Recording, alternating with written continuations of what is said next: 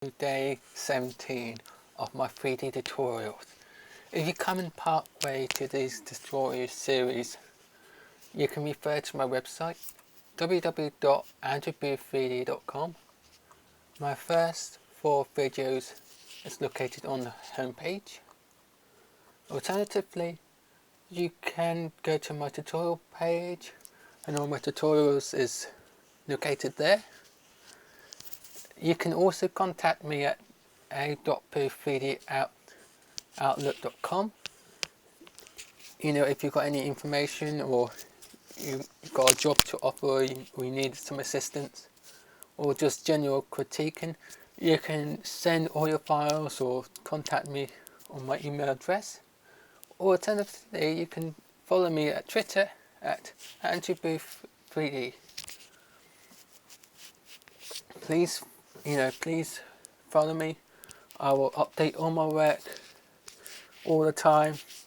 You'll constantly get new content, and you'll even get working in progress, images, what I'm working on.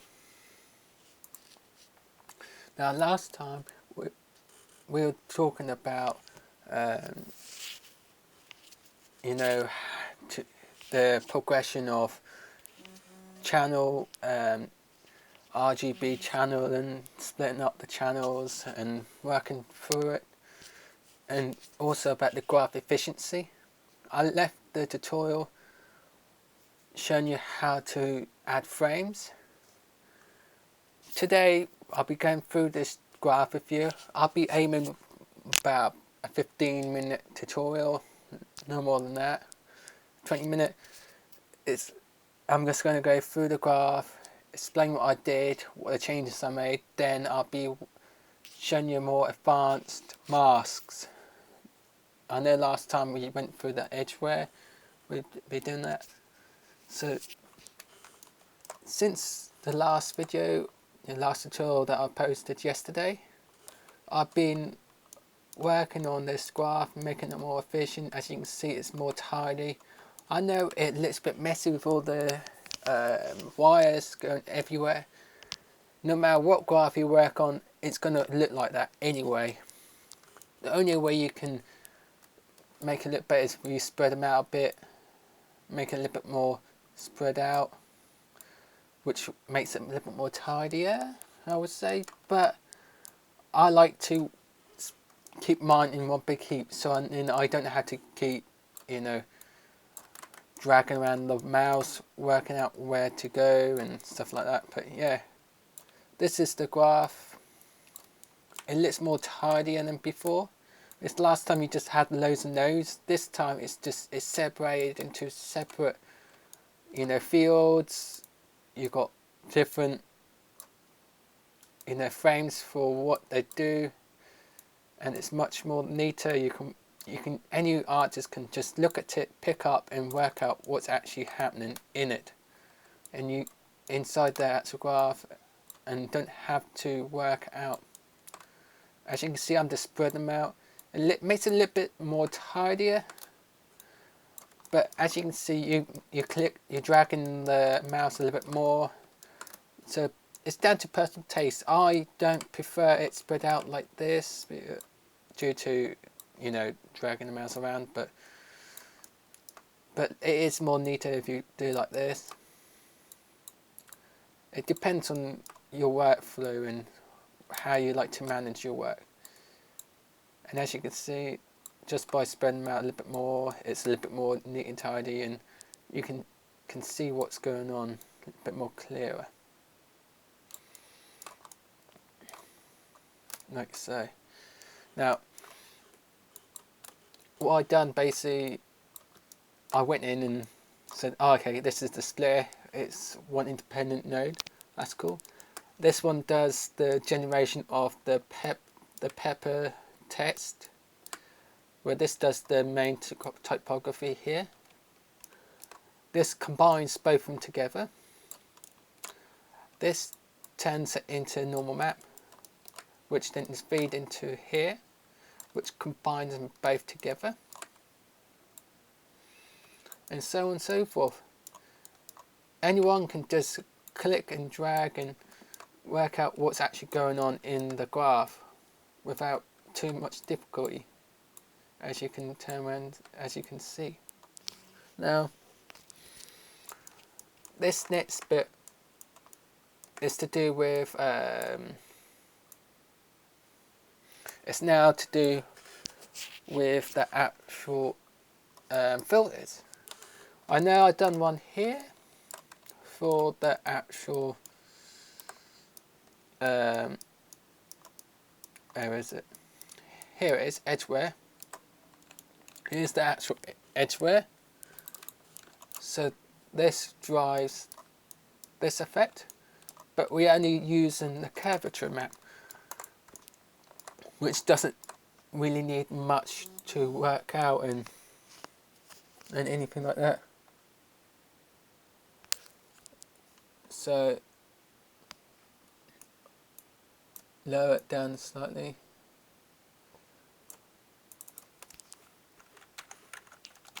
Like so.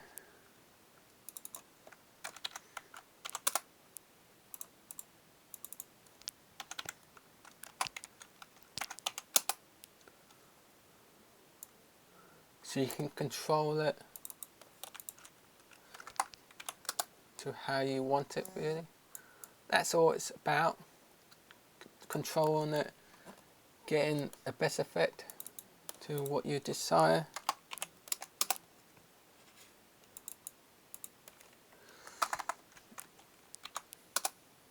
As you can see, that's a bit too much.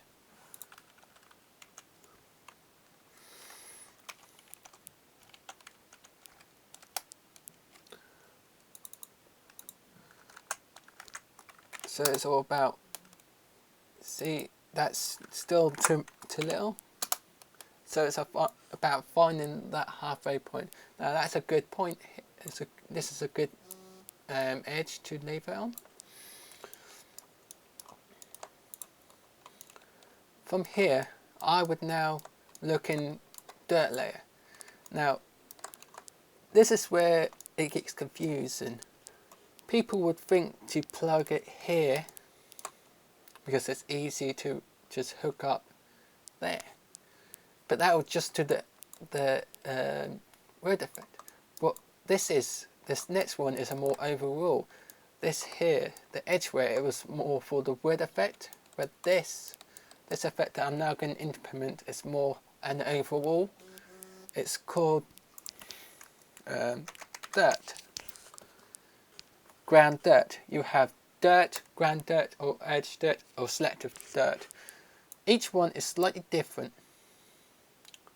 This one does dirt level and all the dirt, where this one does ground. The difference is this only uses the precision of the actual model, where this uses much more and it's more advanced.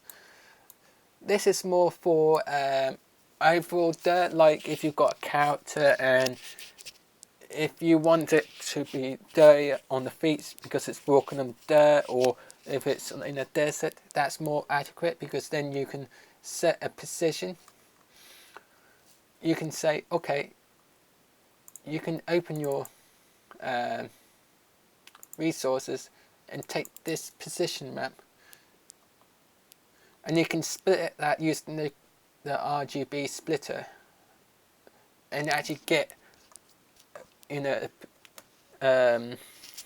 position that you require, so it goes up and down. So you can say, okay, the feet will be more dirty than the head, for example. It's good for that, but it's no good for what we want.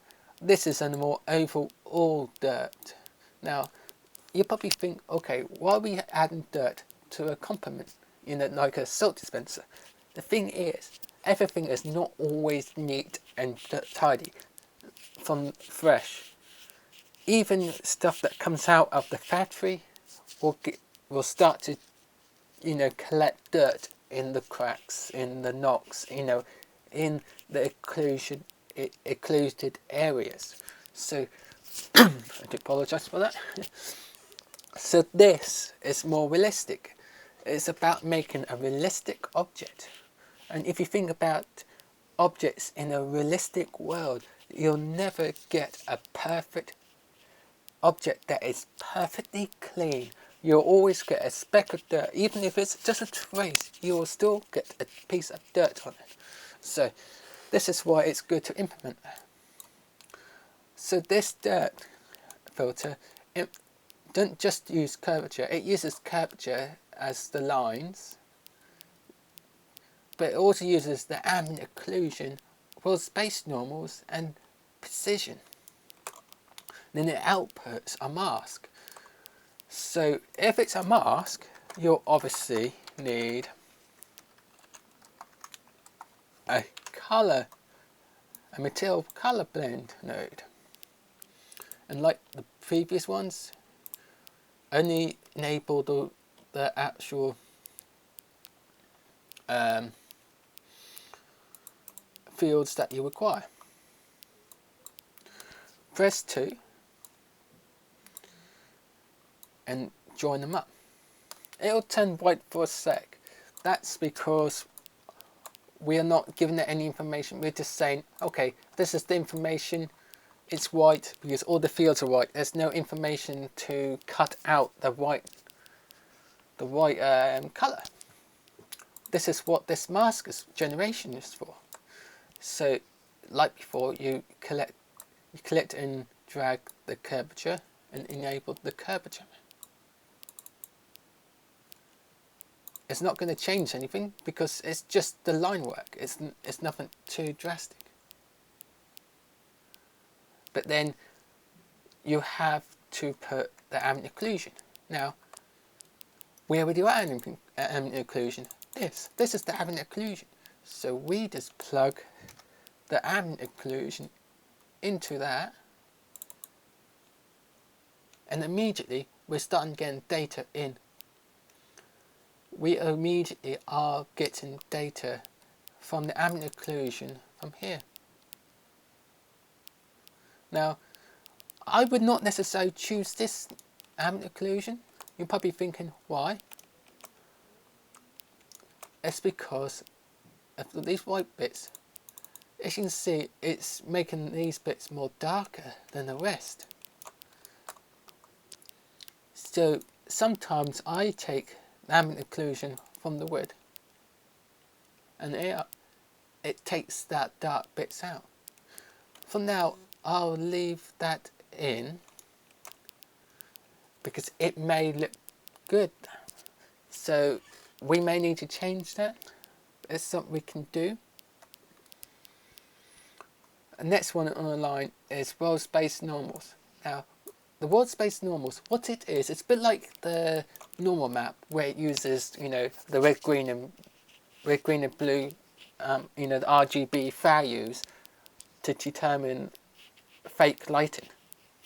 This is exactly what this is, but instead of it being isolated to the object, this is in comparison to the world.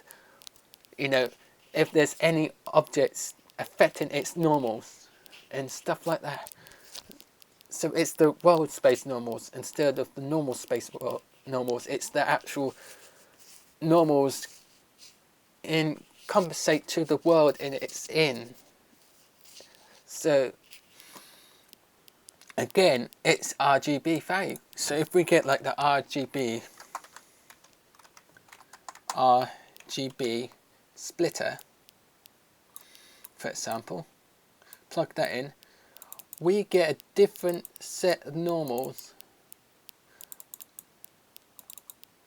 for each direction, because this is what it's grey packed. Just like the normal map. If you get a normal map and split the RGB value for there, you have different directions. The normals is different direction according to the normal map. A blue is more facing towards you, and as you can see the direction that normals go. That's the normal map. So world space normals does that.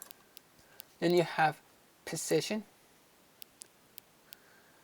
It's the same thing. A precision map positions the model in comparison to the world space. So again, it's RGB value. So when you split that, each RGB value is a different direction. So you include that. And this is what you get for the normal map, the actual dirt map. And when you plug that in, you will see the actual, for some, I do apologise, my keyboard's playing up, but once you hook it up, this is the effect you'll get. Now you can select the colour of the dirt. Obviously, being dirt, it will be dark brown, an orangey browny colour, which they are. And as you can see, you've got an even really realistic looking salt grinder, you know, pepper grinder.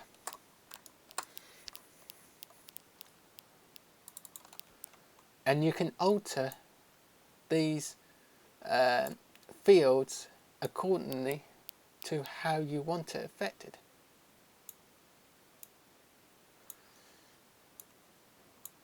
It's all to do with how much dirt you want. So if you want more dirt, just increase it and it increases the dirt. If you want less dirt, you just decrease it. And because we hooked up this initial ambient occlusion, it's collected the dirt in the correct areas. We don't need to change any of the blend because it's correct. So now we just add it to a frame.